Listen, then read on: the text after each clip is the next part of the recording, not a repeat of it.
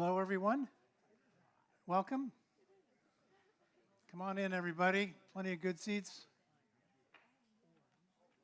Good seats in the front. My name is John Hancock. I'm the president and the founder of the West Plains Water Coalition. We're very happy to have you all here tonight. It's a pleasure to be back at the Hub. This is about our 10th or 11th meeting like this since we began 2 years ago. And all of these meetings, all of these materials, this microphone is all paid for by a very generous grant from state Ecology. The material is funded by the Public Participation Program of the Washington State Department of Ecology, but not necessarily endorsed by the agency. Chad Pritchard was on the docket to give the whole summary of his 2-year scientific study of the West Plains Fate and Transport study, but he's not finished yet. He's still gathering data, so it's too soon for him to summarize. It's too soon for Ecology to summarize, but part of this program will give a taste of some of Chad's conclusions and some of his talking points, because he's been sharing with us about 4 times. He's been on this stage briefly, and he's spoken at events in town.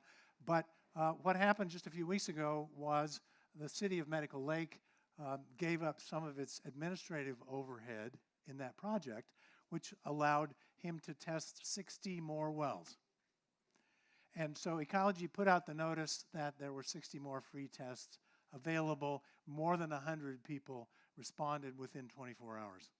So we're very happy that those 60 people will be included in the expansion of this study, and it just confirms that there's a big appetite for home testing, and that some of this education project is taking hold in the community. So thanks for everybody who talks about what you've learned here about PFAS to your neighbors and your family and your elected representatives. That's really important. It's not clear exactly how much time we will have at the end for questions, but questions have been a vital part of these meetings. So in case you've got a question and you're worried about running out of time, please fill out a blue form with your question on it, so we don't lose track of you and your questions, because we would like to answer them all. I'm happy to report that this grant from the state Ecology has been renewed for another 2 years. That is in the biennium upcoming in the state budget that's just been resolved.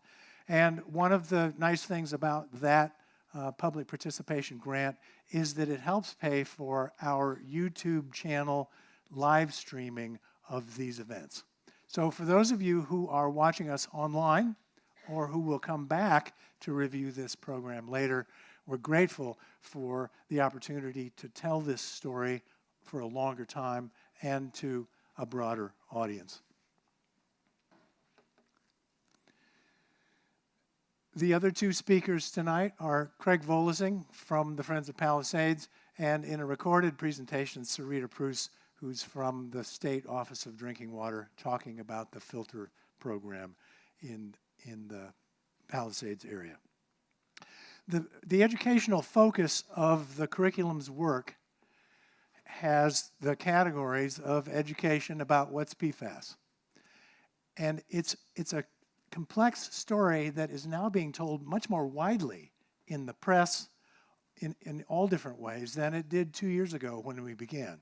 So it's not as hard now to get the details of PFAS as it was when we began. Some of it is on our website. State Ecology, State Department of Health all have full-service PFAS information.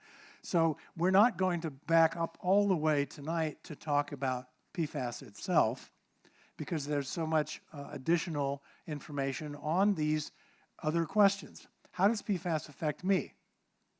So this is not an abstraction of the chemistry.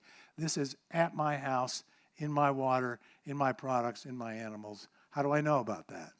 And the third question is, if I have PFAS, what should I do? And that's really how we hope to work on this together. Because what I do is influenced by what you do, and what you've learned is influenced by what you know.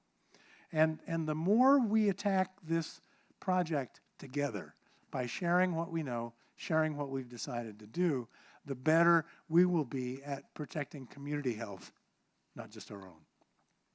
And the last question is, what will the government do? And I'm happy to say that the government is doing way more now than it was when we began. And I thank everybody who's had a role in speaking up for that subject. When we speak up for ourselves and for our neighbors, what we've proven so far is that the authorities actually are willing to listen. So I'm feeling very encouraged about that. If any of you have seen the film, Troubled Waters, put your hand up if you've seen that film. We meet right at the beginning, one of my neighbors named Marcy. And this whole project began when Marcy was on a walk past my house, and she said, I haven't seen you in a while. My husband died, my mother died, my 2 dogs died. Then I got a letter from Fairchild that says, hey, don't drink your water anymore. And Fairchild sent a contract for a filter system. She needed help in understanding what it was about. I didn't know anything at the time, but we agreed to work together to try to get the answers to the questions. Thank you, Marcy.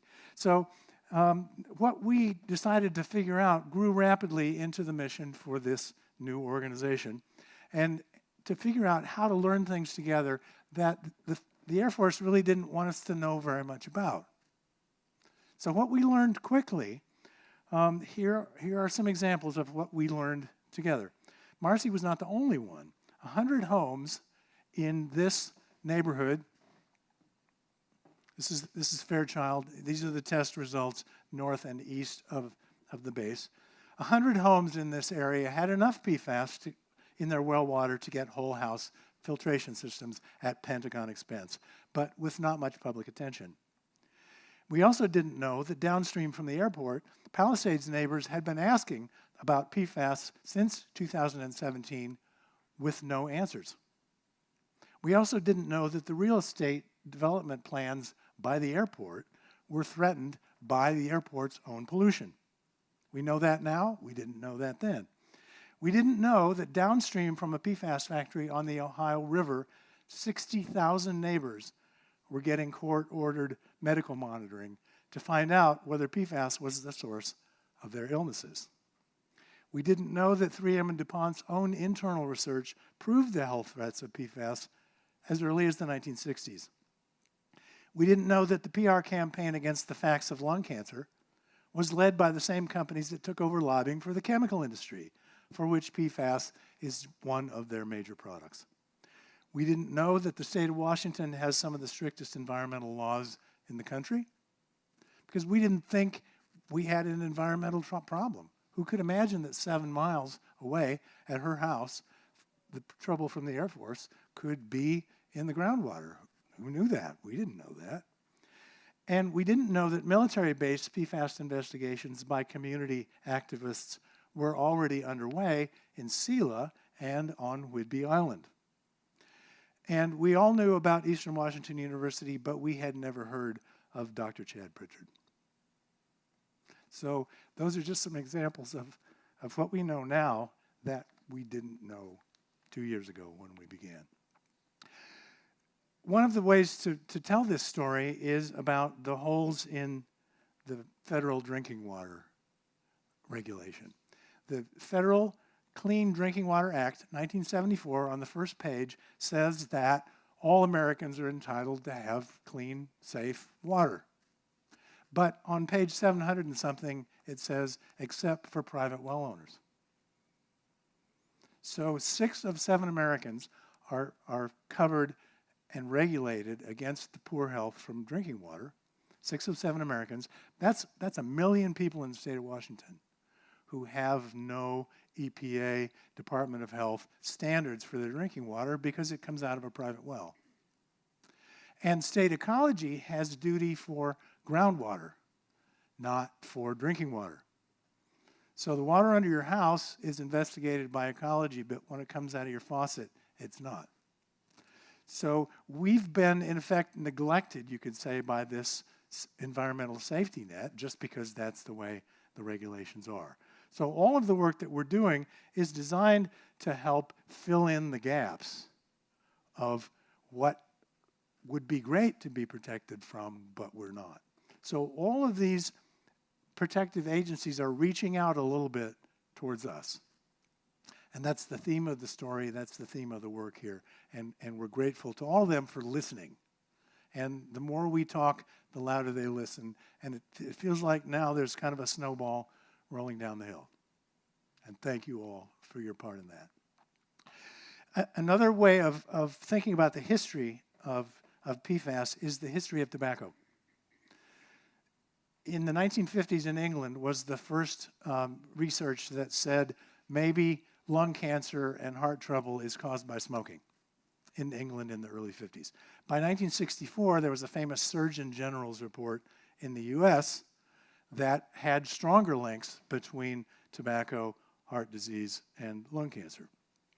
But it wasn't until 1998 that there was a huge class action settlement with big tobacco. $400 billion was given to 46 states to pay for the health care costs of smokers' illnesses. So over 25 years, the tobacco industry paid more than $400 billion to make up for the health effects of tobacco. So it took from 1950 to 1998 to settle all the uncertainty that there was, both legitimate uncertainty and then political, economic, what do we do about it, and the lobbying and the whole here in America, there's the yes, but, and the this and the that, and this conflict between science and politics is not new in the PFAS world. That PFAS is just another chapter in this American story of how we decide what the government should do and what the government should not do, and how much regulation of dangerous chemicals is the right amount. The first class action settlement of PFAS that I know about was resolved in 2000, after 12 years of work that we heard about in the documentary Dark Waters. So that's how long it took for the first system to work. We're trying to hurry this all up with science and storytelling and comparison of personal stories. But there's no guarantees about how that is going to play out. In the meantime, we in the coalition say don't wait around for rescue to come to your house, because who knows how soon that's going to be. So our suggestions to everybody on the West Plains is to get your well tested. If you can get into a program that does it for free, great, but don't wait too long, because while you wait, you may be using your own body as a filter, and that's not good. The price of the home testing is coming down. One of the vendors in the lobby tonight does home tests, and they're offering a discount, and the mass availability of home filters to homeowners is pushing the price down as more and more becomes available. If the result in your test is high, then get a filter system. I'm going to come back later to a little state fair show and tell here about the options. But don't wait around. You can get started for not much money at the hardware store or online. Save your paperwork, your well tests, your correspondence with the agencies, the receipts for what you buy. Build a file that may eventually be the supportive documentation for somebody else that comes along finally to say, how can we help? Talk to your doctor if there's PFAS in your water, because a blood test may be in order, depending on the severity of your water. And I would like to introduce Gail O'Neill. Gail, would you stand up for a minute? She's the lead author of the health study that you may have picked up on the way in. And that's the place to look for the health explanations of why this matters, who's in what category. We're all proud of that volunteer health committee that made that survey, because they're all volunteers in our all-volunteer coalition. They're part of us. Gail actually lives in the neighborhood. Her home is downstream from the gravel pits at the top of Hayford. Gail's house is down here. So she's not just a retired nurse professor from WSU. She's actually a person in the neighborhood with PFAS in her well water. Thank you, Gail. And she's also a board member of the coalition. So thanks to Gail and the committee, and it's all a terrific thing. And we've got several copies extra of of that report. Take one home with you if you want, and don't miss taking one home. The next project of the Health Committee after this survey is to help the doctors in town understand what PFAS is, so that when you try to talk to them about your blood test and your well test, they can engage because they've learned something about PFAS. That's really important. So it's the next phase of educating the clinical world about it. And share this news with people you know, especially the people in your own neighborhood, because we're all in this together. And it's been fun to learn from each other, because the stories are all different. The water may be the same, but the stories of our use and our health and our plans is all different. And it's a community building enterprise that I'm really happy to be proud of. If you want to come closer to the coalition online, you can join as a member. It doesn't cost anything. All that means is we send you a newsletter every week, and we keep you up to speed on what we think is the important progress forward. So just another resource to suggest is an online blogger named Leah Seghetti, who has a blog called Momavation. And this is a rich source of PFAS, not in your water, but in your products in your house. And one of the things she does is to have a lipstick experiment. So she invites all of her listeners to send a stick of lipstick. And so she sends a bushel basket full of lipstick of all sorts into her testing laboratory.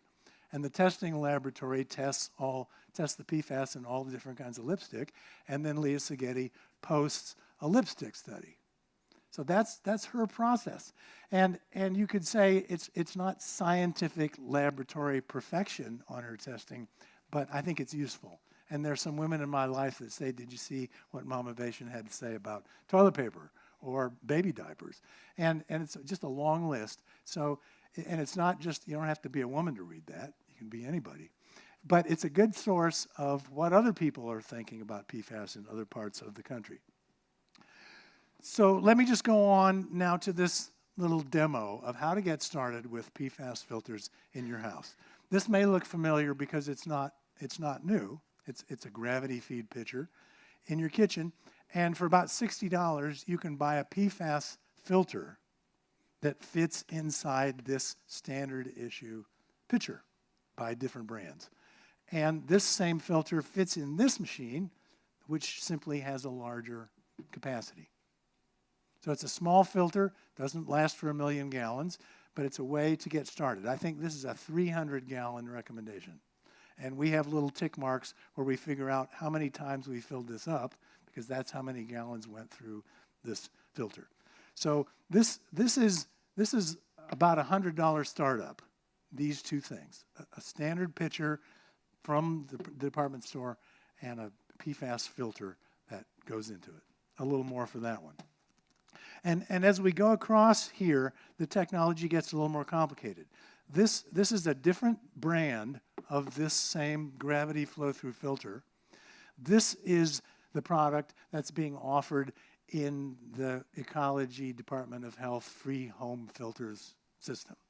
So in the airport zone, the report we're going to hear talks about the people on that chart who have gotten one of these kinds of machines. If you're a do-it-yourselfer at your house, as I am, you can buy this single cartridge machine to put on your garden hose towards the chickens or under the sink at your house. And this is the sort of standard size filter that fits into that housing. And this also comes in the fancy PFAS version, which gives you something like 99% effectiveness if you buy a PFAS filter. Or if you have just a regular granulated carbon filter that's 95% effective. If your PFAS is low, a 95% filter that costs less may be enough to make clean water at your house. And a lot of people who live in the country on farms are pretty good do-it-yourself plumbers. So this is not out of the realm of what you can do at your house or with a little help from someone you know or a family member. That's what we do at my house. And this comes also in pairs. So imagine two of these next door to each other on the pipe. And the first filter in line is a sediment filter. So it takes out the gravel and the twigs because you don't want to fill your PFAS filter up with sediment. You want to fill the sediment filter up with sediment, and it costs a lot less than a PFAS filter. So if you have two of these, then your sediment comes out first before it gets to your PFAS filter. This is a electric pump machine that forces the water through a filter like that, which is like this, faster than it flows in gravity. Sits on the countertop, performs the same way, but it may put out water faster than just the gravity version. This is a reverse osmosis system, which is a different kind of filtering than granulated charcoal. And you can see these 4 filters, each of which do a different thing. So this is a reverse osmosis filter system. It comes in whole house, all different sizes, but the technology is the same. And this is just a large size gravity feed pitcher, like those, just bigger. So the filter is here, and it's granulated charcoal. And that's the box, that's the brand. And I want to just say that granulated charcoal is nothing new. It's in your old-fashioned filter cigarettes, and it's in your aquarium. So that bubbling machine, that puts the water through the charcoal filter, it's largely the same. Now, there's been some proprietary improvements on how that charcoal is effective for PFAS, but it's basically the same. So it's an old technology that's been upgraded in order to be PFAS removal. There are at least 2 filter vendor companies in the lobby tonight selling some variation on this same sort of equipment. We urge you to pay attention to the commercial opportunities in the marketplace so you can go down the road towards figuring what it is that's exactly right for your own household. And I just want to mention, if we can, that bottled water gets no PFAS testing. So the claims of pure water that these companies make don't have any PFAS testing because it's not yet required. So not only is it in a plastic bottle, but you don't know whether PFAS is in it or not. But Leah Seghetti at Momivation has done a test on bottled water because different brands have different chemical composition. So before you keep buying the brand you're used to buying, suggest just take a little time and figure out what's the safest. Now that I have a PFAS filter in my house, I have portable water out of my own PFAS filter on the sink. So that's recommended. Make sure you know what you're drinking. So now we're around to what you may have come to hear, which is the story about Chad's. I'm sorry, I'm out of order. Let's back up a minute. This is about filters. How many of you were here for the October meeting when Dr. Riley Mulhern came from Boulder, Colorado, to give us a talk about filter technology? Well, he's still with us. And one of the good news from him is that he got a national grant out of some big clean water foundation to do a research study right here. So beginning in January, he's coming to Spokane to test the home filters in 60 of our homes to find out whether the manufacturer's claims about the effectiveness of those filters are actually true. And his project, his proposal to this national funder, got the highest score of anybody who applied because we were in it. He didn't just have an abstraction of testing 50 people's homes. He actually knew that there were 50 people that come to meetings like this that we know. So that funder said, well, he's halfway to the goal line here of knowing how to do his work because he's got real people that he knows through us. So I'm really proud about that. Stay tuned for more of Riley's story coming in January. So we keep pushing Riley to the question of, well, exactly what should we buy? Just tell us. Make a list. Make it simple. So Riley sent an email today that said, I finally got around to conducting an exhaustive search of the 3 certification sites. This is a little bit in the weeds: NSF, WQA, and IAPMO. Those are the 3 certifiers of filters for all product listings that are certified to standard 53 for total PFAS. And when he says total PFAS, it's not just the 3 that we talk the most about, which are PFOA, PFOS, and PFHX. Those are the 3 basic ones. And the reason they're basic to us is that's what comes from the firefighting foam. So those are the normal ones on all these maps because that's the source of our PFAS. But there are 4 more that are in this category of national trouble overall and the national microscope. So the others are PFNA, PFBS, PFHPA, and PFDA. So Riley's saying the certifiers and the manufacturers are paying attention to 7 different PFAS, not just the 3 for us. And Riley says there are 11 companies representing 13 brands that have received certification by at least one of the 3 agencies for total PFAS.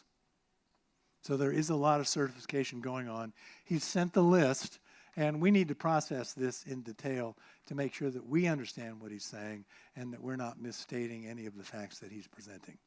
So if you want a shortcut, stay tuned because Riley's giving us the advice about what to pick. He also says there are many more companies that have products certified to the former standard of PFOA plus PFOS removal, but that have not updated their certifications for the more stringent total 7 PFAS. So the old certification may still be fine for the actual PFAS that we have, but he's really cautious. He's saying rely on those standards for what they're designed to do, which is scientific proof and scientific certainty. And Riley suggests that we should hold brands accountable to the higher standard since it's available. So stay tuned for more detail from Chad, and we may get to see him again in the fall. Culligan water, is there a standard that it meets for us? Like, that's been a question I've had. Even if I get a filter, I really don't know in the long term if it will be. Culligan gets a high mark on Riley's report. Thank you. Stay tuned for more details. Okay, so over to Chad. So Chad's work is not finished, which is why he's not here tonight. But we hope to get him back here because he's such a good speaker and a good guy, and he's entertaining and he's a good teacher. He's just not finished. And the other caution is Chad. I always push Chad to simplify and contextualize and say it in plain English so I can understand it. And Chad says, no, I'm a scientist. I'm a geologist. I speak geology. And so part of the challenge for us lay people is to understand the data and to be able to get the story and the context. So some of what I'm going to talk about now is my own interpretation after listening to Chad talk for 2 years about his findings. I asked Ecology's Jeremy Schmidt about whether the EPA's 450 home tests here on this map would be incorporated into the airport investigation. He said yes. So it's really important data that moves this project along much more quickly. We're grateful for EPA for having done these tests. And Chad's data is just another additional layer of information that all goes into the big hopper. Chad's data is something of a hot potato because it helps in several ways to define what the boundary is between the airport zone and the Air Force zone. And we know in the background that the attorneys from the airport and the attorneys from Fairchild are sort of tussling about who gets to control the boundary between the 2 plumes. So Chad's report is underlying data that will help that discussion of whose PFAS may be coming from somewhere.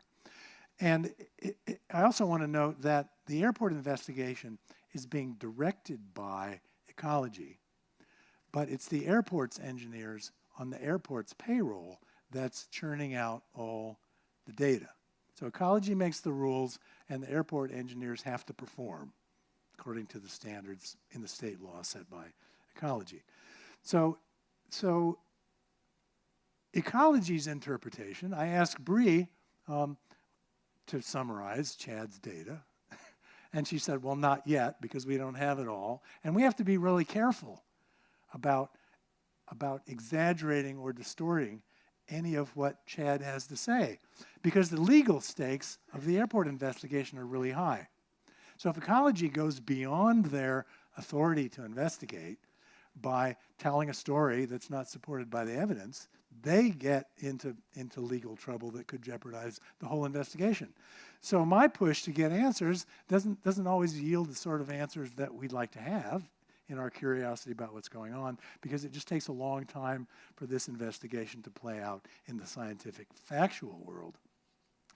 So here's an example of a risk that's not been fully explained yet. This is the lowest, deepest layer of the aquifer. And in the red, it's the highest elevation, and the blue, it's the lowest elevation. We've been saying since the beginning that this West Plains aquifer is like a big sandstone bowl. This is a story Chad tells. A big sandstone bowl that's tipped up towards the river. And so here's the map that shows the fact that that's true. So the trend is the water flows from uphill on the southeast. Shouldn't say uphill. Underground flows down gradient from the southwest to the northeast on the river. These dots are the home wells that have been tested in Chad's study. This is Chad's slide, not my slide. So you can show the distribution of Chad's well testing, a lot of which is outside the primary boundary of the Fairchild test and the airport test. So the question of, when we started, we had 1,400 dots on this map, and we said they're all at risk. But Chad's work continues to show that, no, they're not all at equal risk.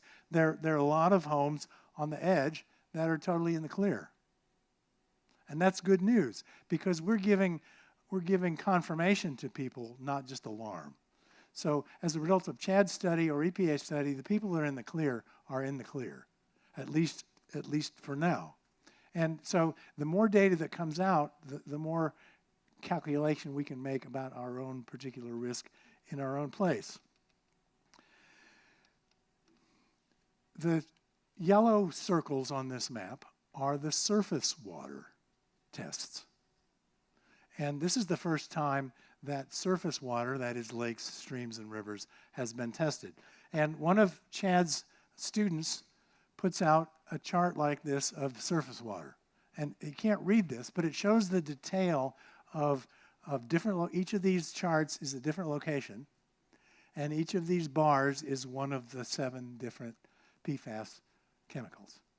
And so Jerusha Hampson is a student who's the primary author of this particular chart, and it's just one of many that will eventually come out of Chad's report. And I think it's helpful, and because of what it tells us about what's going on. So this slide, again, we're on Chad's slides, is a different color code than before. And the red zones are the hot spots in the hazard index. And the hazard index is another way of measuring PFAS when you add up all 7 of those chemicals together. That's the nature of the hazard. So these pink spots correspond with the highest hazard index. And these squiggly lines are the paleo channels.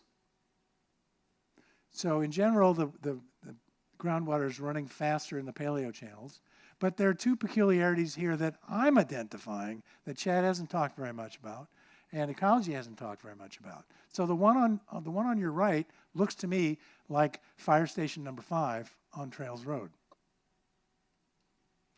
Now, Chad's not summarizing, Ecology's not summarizing, but it's in my neighborhood, and I know some people that live there. And Nick Scharf, he's in the film.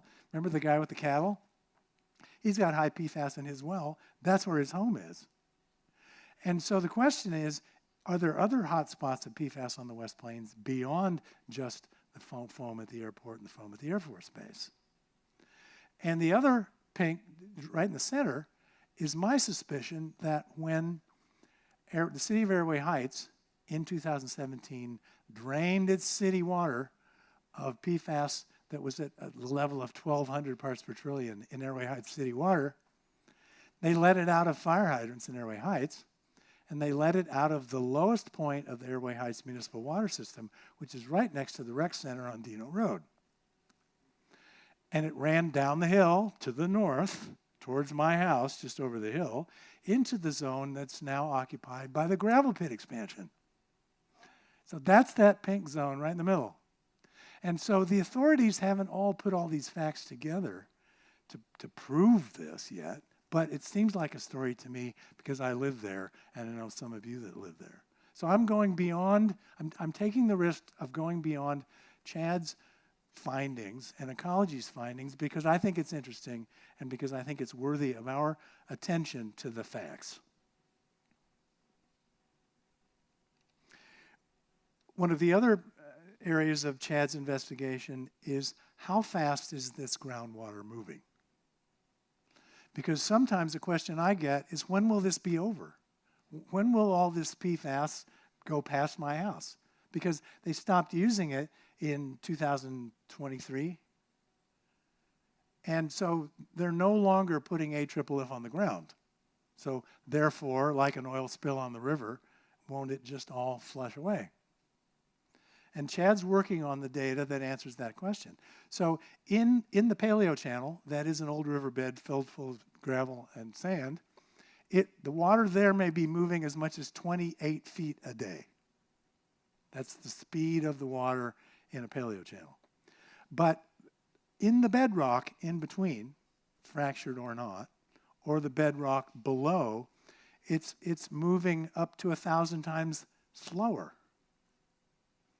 So if that water is moving that slowly, we can't plan on that flush of PFAS being over anytime soon. And a lot of it gets left behind in the gravel, depending on what the dirt is and the rock is. So this problem in the groundwater will not be solved over time. And remember, it's an indestructible chemical. So stay tuned for continuation of the problem. There are seasonal variations in many of the wells that Chad has tested, and that fits what the Air Force has already determined. We'll come around to that later.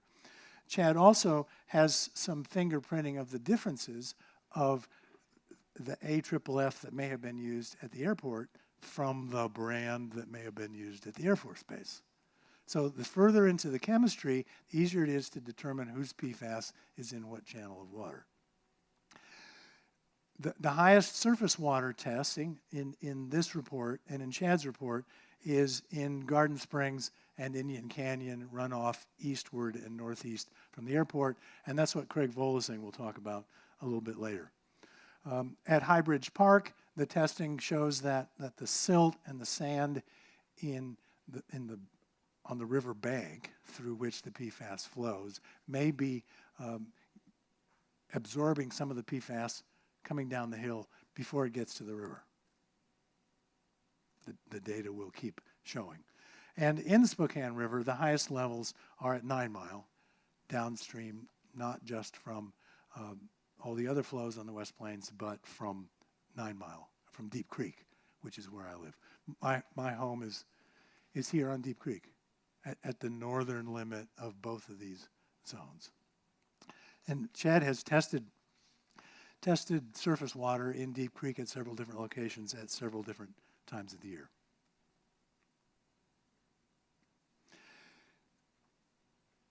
This report by Fairchild Engineering,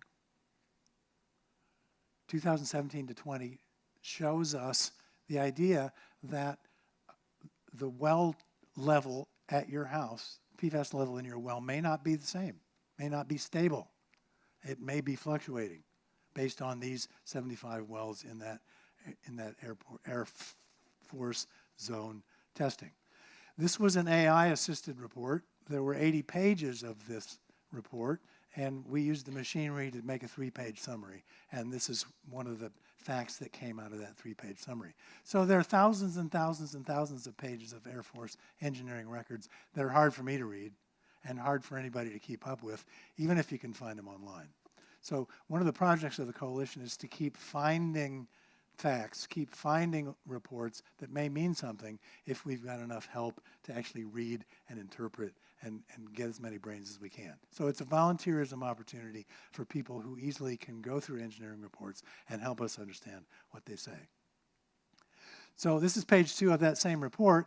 This is where those fluctuating wells are on the map. So north of Highway 2 are the levels most often increasing. South of Highway 2, most of them are stable or decreasing. West of Rambo, it's mixed. East of Rambo,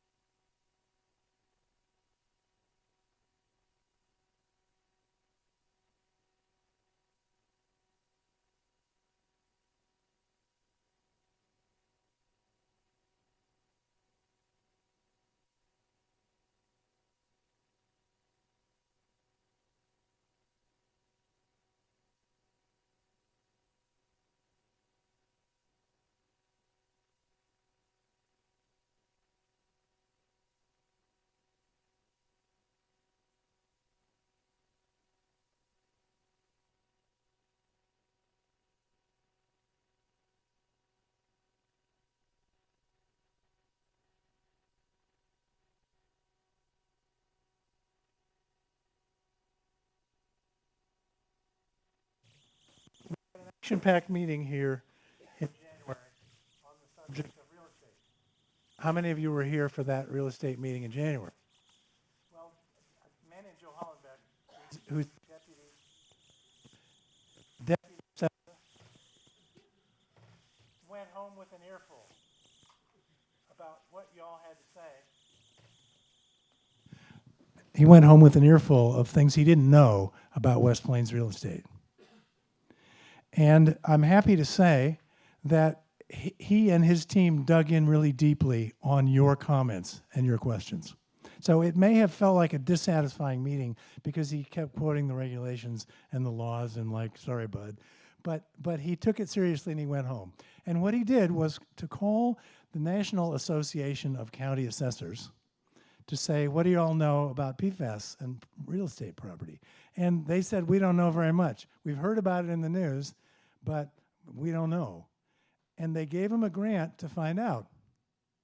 So he's got several $1,000s to keep going with us within his system, within the national database, to come up with some way of the system being modified to accommodate what we're saying. And the question is fair market value harmed by a PFAS well test?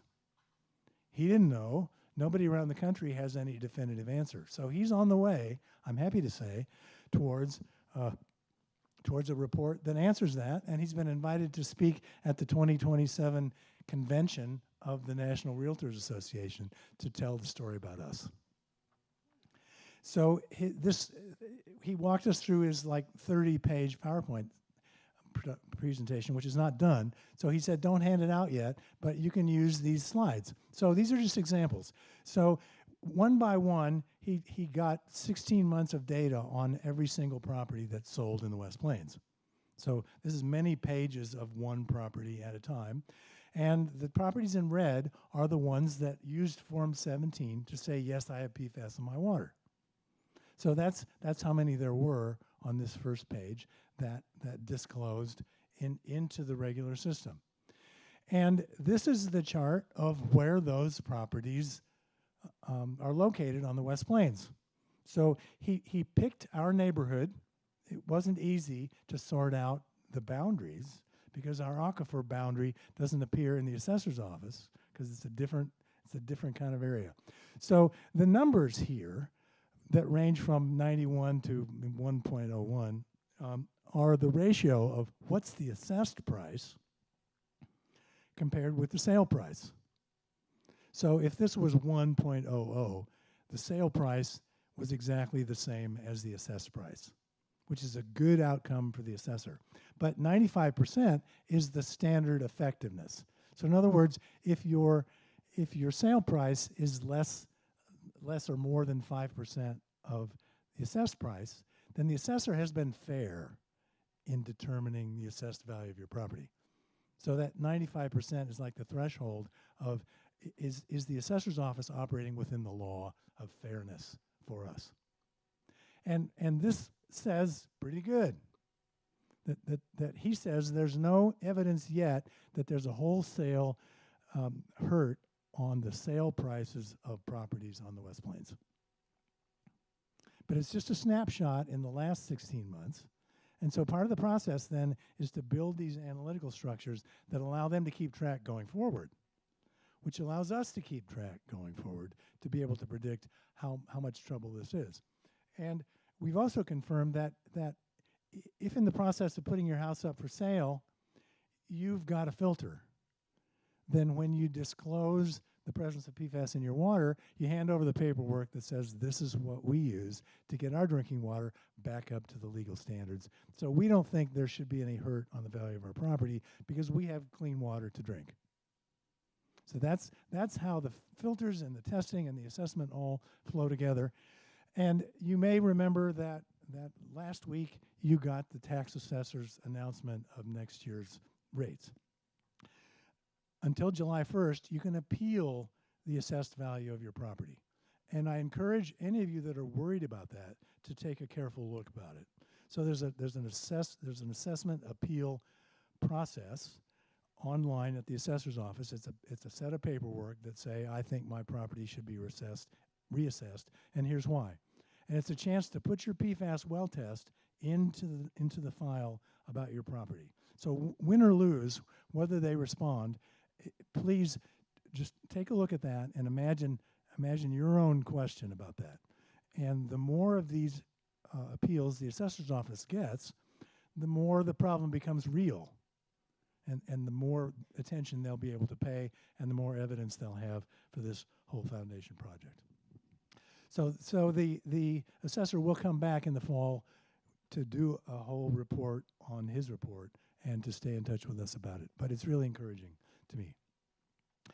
Next up is a good friend of mine, Craig Volosing, who lives in the Palisades, and he's got a report here that I think is really interesting. Our focus on West Plains water resource contamination has centered on the contamination of well water. But the big picture of the aquifer contamination is really important to assess, as Chad's report confirms.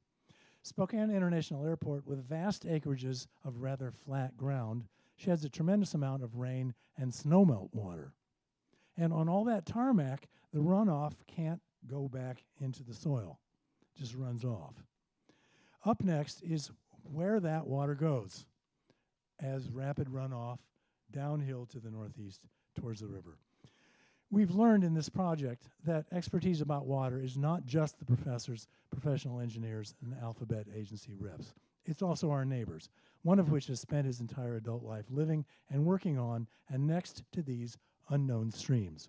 Craig Volosing has been a resident of the Palisades area since 1973. He's the co-founder and board president of the Friends of Palisades, which was the very first local organization to support this coalition. Please welcome Craig Volosing.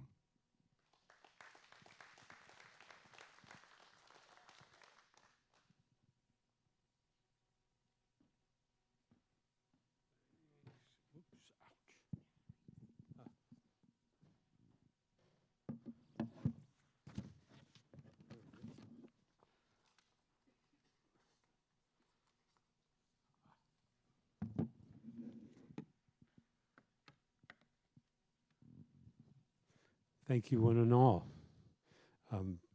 It's my pleasure to be here.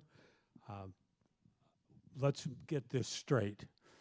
I'm just a regular old guy. I'm no scientist. I'm no water expert. I'm nothing but a rancher, a career musician. Boy, did that help? Who knows? So these are just observations. Hopefully this is maybe a little more lighter subject fare than we usually have to deal with at these meetings right now. So let's just look at it that way. I had fun kind of putting my thoughts together with this, and certainly did with getting a few photographs together. So as we consider runoff water from the Spokane International Airport, let's first look at what that acreage was and its thumbnail history under white settlement. Imagine first a fairly barren plain, some occasional trees, grass, brush, vernal ponds, and rivulets in the spring, and one year-round above-ground creek draining this prairie from east to northeast. It was a bit lumpier with a few slopes and what we now call Mima mounds. Many of you may know what those are. But certainly not as ultra-flat as the surface we behold today. It is so flat. The marvels of grading and sculpting a perfectly level airport. So, forgive me, this is the first time I've ever used one of these in my life. Oh, they've pointed out where I live. Karen, we're on the map. Good. So, you will see there, it's hard to see these things, but you can certainly see the airport footprint. And look at that very straight line across the top above the airport there. That is not how the creek started out. That's where they have piped it. And so that basically doesn't even represent a stream going along or a ditch. That's actually a pipe in the ground now. It's the collector pipe that collects from all of the different runways and all the other tarmac and buildings and everything else all around the airport campus. But it comes back down as it always did and comes down basically between I-90 and Highway 2. And it's shown what it really has always done. It runs above ground pretty much well throughout in what's called Indian Canyon Creek to Latah Creek just ahead of the confluence with Spokane River. But the other portion just here slips off underground and emerges again in the two blue pools right there by I-90 and out into the creek that you know runs through the Arboretum, the Finch Arboretum. That's called Garden Springs. But Garden Springs is just where some of the airport stream, the runoff stream, where it splits, it goes down through the various basalt and so forth, and just finally erupts at Garden Springs. So essentially, the original airport stream has always been one that forked naturally. One's Indian Canyon Creek, and then the more southerly just happens to stay underground half the time and then really erupts again at Garden Springs.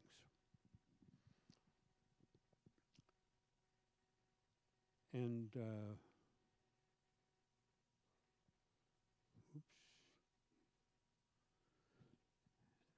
now let's have a look at the origin of this general runoff flow as it is today. And you can see how that grading, I showed you how that leveling has put that straight line stretch of flow. And so it is a very, very extensive system to intensely manage storm runoff and snowmelt. Indian Canyon Creek was subsurfaced by construction of Sunset Highway, Geiger Boulevards, and adjacent roads.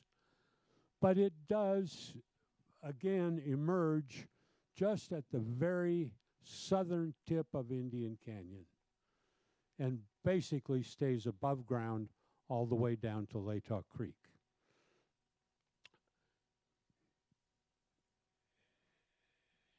And that's how it comes off the airport. You can see slight, well, you can see the heavy blue lines. That's just at the end of the runway. And then it goes back sort of underground. And then just around Deska Drive at Sunset Highway, it surfaces again. And this is what it looks like above ground, really above ground. These are called Mystic Falls. They're kind of right in the center of Indian Canyon. They are a delightful place to visit. It's pretty easy walk if you walk upstream. And Mystic Falls is just basically, I don't know where it got its name. It never had a name until 2 years ago. But I think it's the social, it's social media. I don't know. Somebody named it that, and Google picked it up, and my gosh, we finally have a name. We always just called it the Falls. All my life, anyway. So, you're seeing Indian Canyon Creek as it appears today. And the whole matter is that you've basically looked at the two traditional runoff streams that have drained the airport plain for just eons. But there is a third runoff. I don't blame any of you for not knowing about it. Does anybody know about this one other bit of runoff at all? The only reason I do is because the easement that flow goes is on our property. So here's the story. It's a man-made runoff. I should say rather man-caused. What you're looking at this slide is, well, first let's just do this. I want you to imagine the course of a pipeline. Let's start at Downriver Golf Course.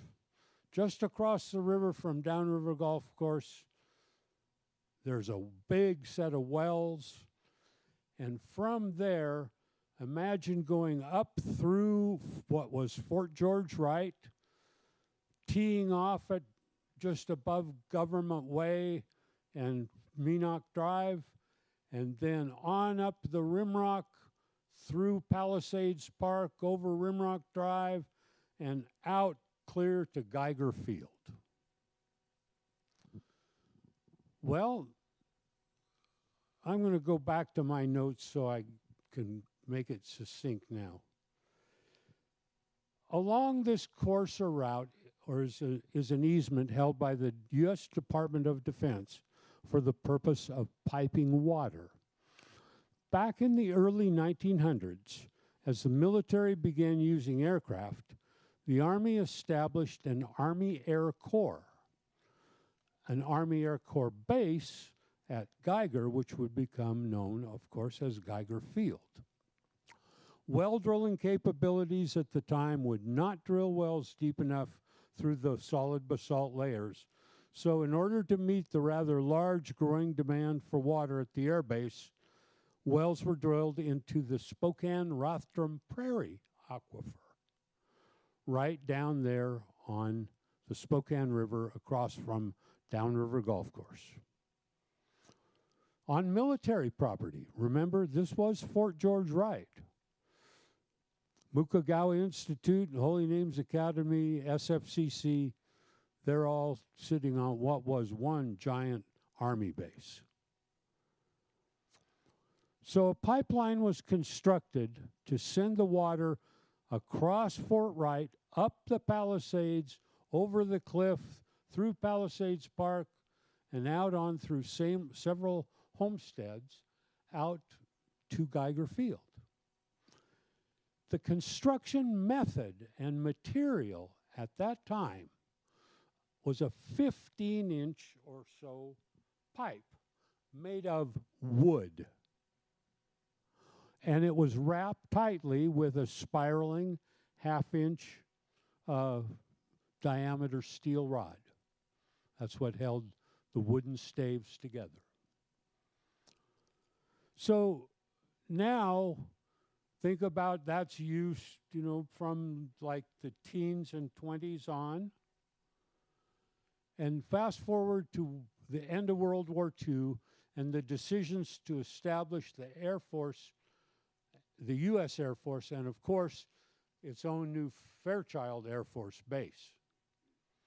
Anticipating even greater demand for water at the new base, the Department of Defense put in a new pipeline to serve Fairchild.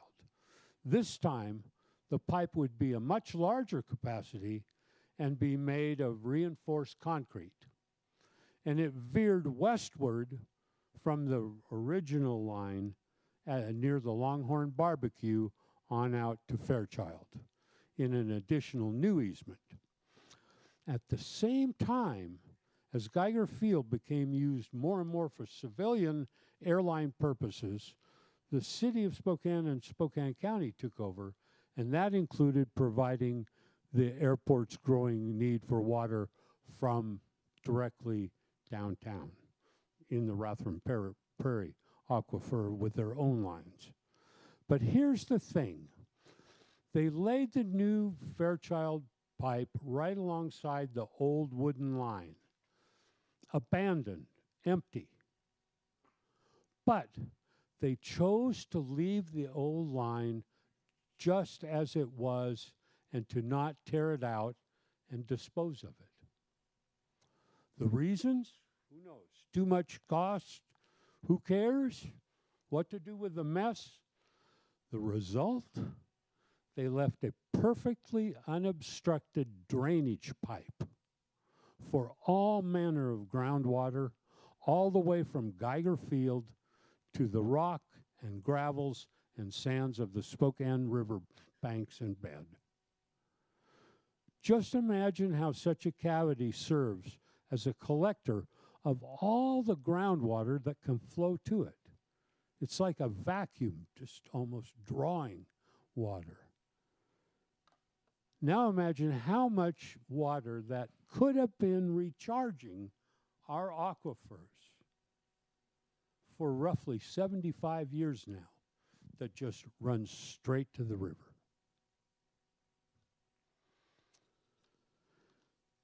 So this decision took away a valuable resource from the eastern side of the West Plains and continues to do so.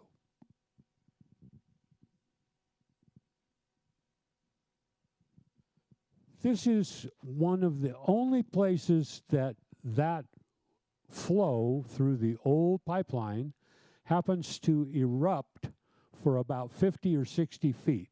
And it's just on the northern flank of our property. That fence line out there is park beyond that. There we approach the fence line. When the flow, this happens during spring runoff, most likely. And then it'll dry up and just does its regular flow. high flows will make it burble out like this. And then this, right beyond the fence, is where it plunges right back down into the pipe. That's the only evidence of it.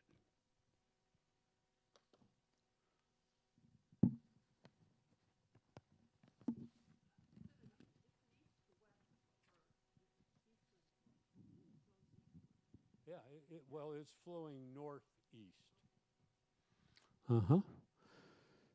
So, this Fairchild easement runs right through our property, as I said, and then it erupts and goes right back down. No one I ever knew anyway, seemed to pay any attention to this old relic and this rare appearance of flow above the ground. However, I was to learn that after having left the pipe intact underground was causing another difficulty for those at Fairchild charged with maintaining the new concrete pipe. The problem was one of finding any leaks. Any rupture would readily find its way into the old pipe and then run the other way. Also, no matter where leak detectors tried to find leaks with listening devices, there was just too much sound of running water. They'd put their earphones on and it's just gurgling everywhere, all along the whole pipe. And it's all just with the flow year-round to one degree or another in that pipe. And you can see like old listening devices. There's an old service bunker of concrete out in Palisades Park. So what did they finally do to try to solve this problem? In about 10 years ago, the Department of Defense came through the entire line from Fairchild clear to the Spokane River, and about every 100 yards, they installed one of these little 3 to 5 foot holes in the ground and put a 6-inch PVC pipe and then screwed a cap on it. And those are holes that they stick listening devices down into to try and get closer to the new pipe to listen for leaks, so that it's a little bit improved from having the background noise of the gurgling old cavity.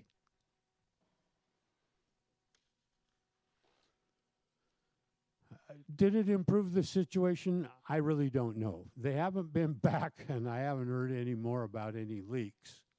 So maybe it's helped.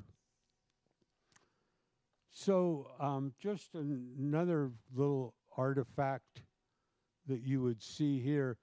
This is right out near Rimrock Drive. Rimrock Drive is right where those 3 power poles are. And there used to be an old pump station, a pump house right there on Rimrock Drive. Many of you would see it and know it, I'm sure.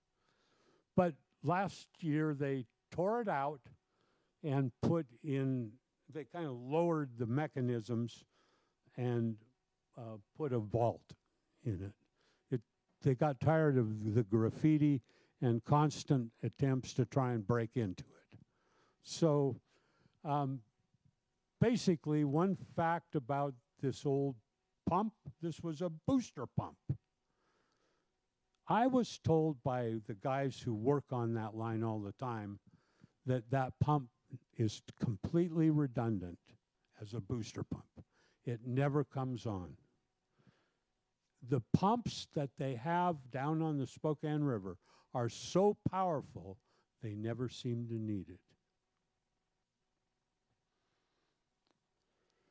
So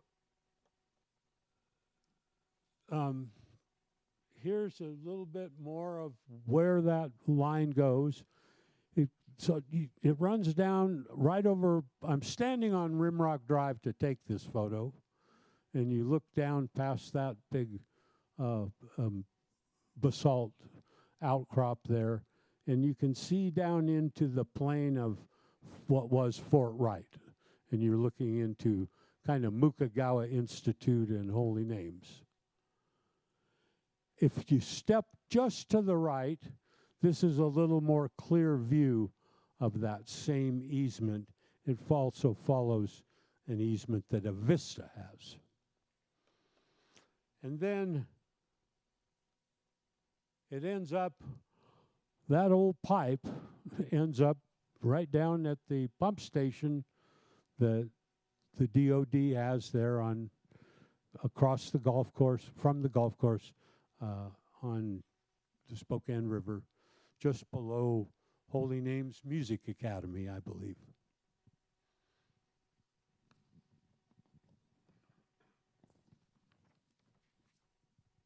And so now, you know, we all have a more clear picture of how the plain on which our Spokane International Airport is situated and how it does actually drain away. It does so northeasterly, it does so underground and on the surface. This drainage has its natural features, but it has been substantially altered this past century by modern transportation development. And pertinent to the crisis which has drawn us all together here, to understand the complexities of these threats to our water, it must be reported here that the 3 runoffs just now shared tonight, 3 of them, not just 2, are each polluted with PFAS family of chemicals. And that they show concentration level ratios strongly indicating they are all from the same point source. Though they may vary somewhat, Indian Canyon Creek being most polluted, then Arboretum Creek a little less polluted, and then the old wooden pipeline a little less polluted from there. All 3 do show coefficiency in the makeup of their PFAS contamination, and they are all running straight into the Spokane River.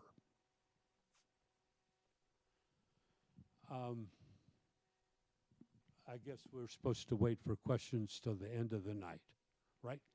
Okay.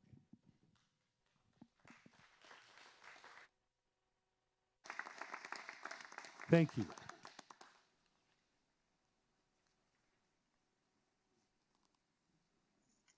Hello, I'm Sarita Preuss with the Washington State Department of Health, Office of Drinking Water. I administer the program named the Alternative Drinking Water Program. Sorry, I'm unable to be here in person tonight, but I wanted to share with you some information about this program and what we've been able to accomplish in this last year for residents in the West Plains area and what our plans are for the next year. Like I said, I'll be discussing the Alternative Drinking Water Program with the Office of Drinking Water through Washington State Department of Health. Here's the program contact information. I'll provide this information again at the end of the slideshow. So if you don't get it all now, I'll provide it on the last slide. The Alternative Drinking Water Program has a dedicated email address for the program. It's odw-adwp@doh.wa.gov. You can also reach me at my email address, and that is sarita.preuss@doh.wa.gov. And that's sarita.preuss@doh.wa.gov. Or my direct phone number is 564-233-9512. Email is the best way to reach me. I work part-time, usually 8 a.m. to 12 p.m. The Alternative Drinking Water Program began because Washington State Department of Health requested funding to help address contaminated private wells and Group B water systems in Washington State. We recognize that contaminants in drinking water isn't evenly distributed through Washington state. Some communities, like the West Plains, face greater impacts and effects of contaminated drinking water. With funding, we can provide short-term solutions like providing drinking water and point-of-use filters, while longer-term solutions are developed and implemented. I know some of you may have heard this information before, but I wanted to share how our funding works. Our fiscal year aligns with the state cycle, July 1st through June 30th of the next year. The governor just signed a new budget, so July 1st we'll have a new set of funds. With the funds, we can help communities like West Plains through contracts with agencies like Spokane Regional Health District, West Plains Water Coalition, and vendors like environmental engineering firms. So what has the Alternative Drinking Water Program been able to do for residents in the West Plains this past year with the help of the Department of Ecology and West Plains Water Coalition? The first thing we were able to do is provide countertop pitcher filters and replacement cartridges. We provided filter units to 26 households. In March, we took over the bottled water delivery service contract that Ecology started with Culligan. We currently have 187 households receiving bottled water delivery services.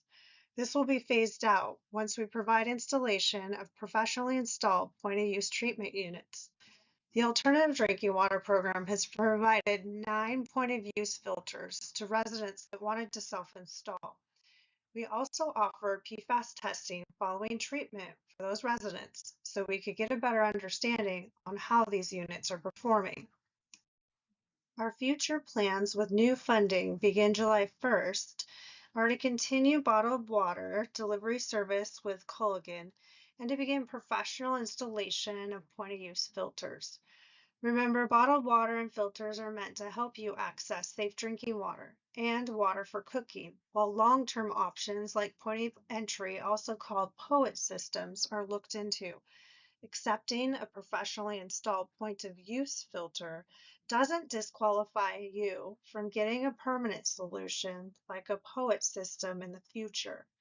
If you've submitted your PFAS results to Ecology and are receiving bottled water or have received a countertop pitcher filter, you are on the list to receive a point-of-use filter professionally installed.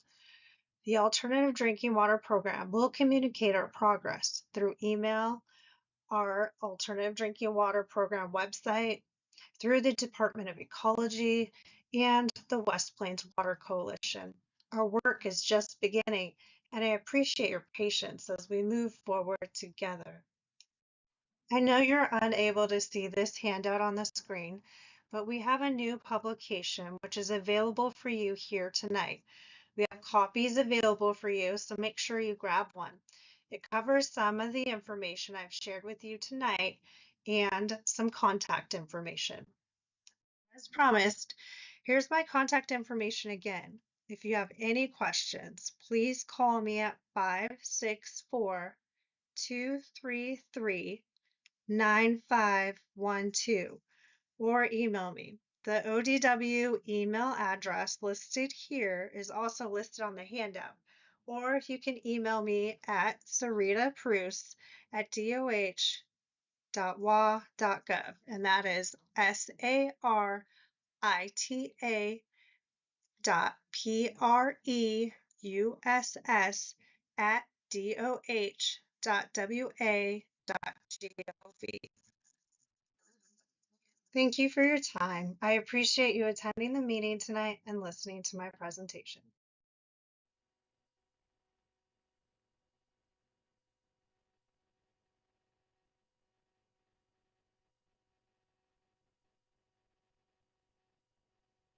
Really helpful.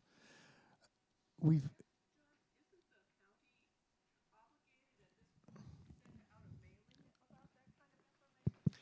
Well, it's interesting that you say that. It's in the category of it's not clear whose duty it is to do what.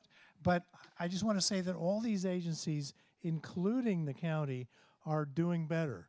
They've been listening to us and they're waking up. I'm happy to say that. And I'm going to skip ahead because we're out of time here. So Sarita talked about the point of entry systems. So I want to go on now to talk about $7.5 million that the legislature just gave to the West Plains area for Mr. French's plan. On the campaign trail, he promised us clean water for everybody on the West Plains in the amount necessary to keep going with your house, and your strawberries and your livestock and whatever you're doing. And he's, in effect, in my opinion, delivered on the down payment on that project. I invited him to come and give us the update tonight. He couldn't come, but he sent an email this afternoon to update us on the progress of those home filters with state funds. So I'm going to read verbatim what Mr. French sent this afternoon. In this last legislative session, I submitted a funding request for 259 point-of-entry treatment filtration systems to include the acquisition and installation and 3 years of filter replacements. The total ask was $18.5 million. The legislature was challenged with balancing the budget. Despite the challenge, the legislature did allocate to Spokane County $7.5 million for POET systems. That's point of entry treatment, POET. The funds will come through the Department of Commerce to the county. I have reached out to the Department of Ecology and Spokane Regional Health District to assist in creating the program and the priorities for the installation of these systems.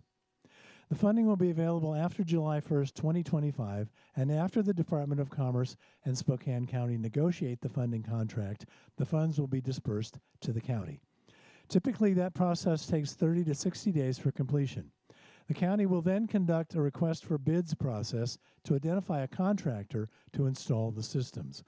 We will also be working with our partners at Ecology and the Health District to identify where the early systems will be installed, installation beginning in the fall. I have been told to make an additional request to next year's legislature for additional funding. Now that the legislature has made an initial funding, future funding should be easier and more dependable. The formation of the task force. Earlier this spring, I expressed a willingness to address the potential creation of a task force. I have led successful task force efforts in the past and understand how to structure a successful effort. I offered to have Commissioner Jordan join me in the effort. The first task was to define the scope. Commissioner Jordan objected to my inclusion of bringing a new source of water to the West Plains and my offer that he co-chair the task force. It was at that point that the effort shifted into a different direction.